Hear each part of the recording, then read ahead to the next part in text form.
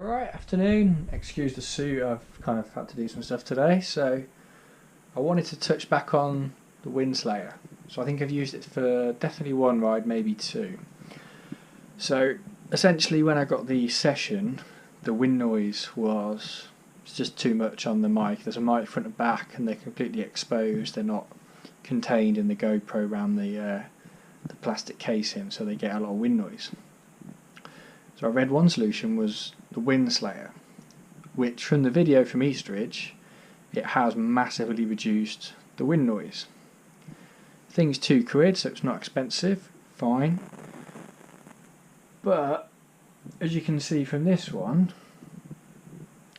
it is a sponge. So essentially, when it's wet in England, well, not just specific to England, it rains elsewhere, the thing holds water.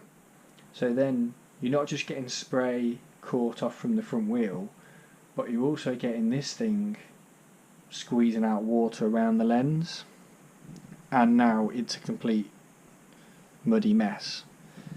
And after it, the problem is, it's ripping, because you have to fit the whole GoPro through this, well, through the front, and then pull the bottom off. So you have to take the mounts off and put it through. So every time you want to charge it, get the memory card out, do anything, you have to take it out, which is why it's ripping. So I have got another solution I'm going to try, which is some dead cats. But I'm going to crack on with this for a little bit, see how it goes. We're going Forest of Dean Sunday, so I'm going to use it again then. But then I might try some of these dead cats, I think they're called, which I'll update you on. But yeah, so in brief, what's it called? I don't know, I've just called it a name. Let me check. The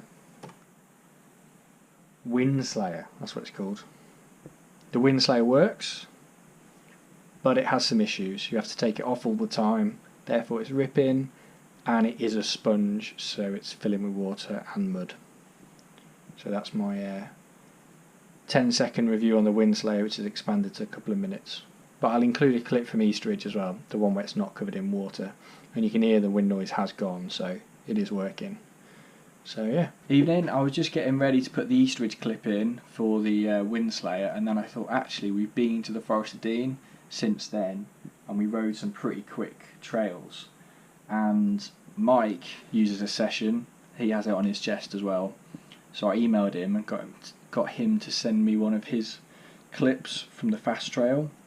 So what you'll see is a clip of me with a Windslayer, Mike actually riding behind me, same trail, same time, without a Windslayer, and then it'll go back to me. So it's pretty clear the kind of difference in the sound. It does make a difference, so it's worth doing. But yeah, thanks Mike for sending over the clip. Go check out his website as well. Mike's pretty handy with the old keyboard, writing some nice words, and does a good blog. So I'll put the link in the bottom of the image, window, display, whatever it's called.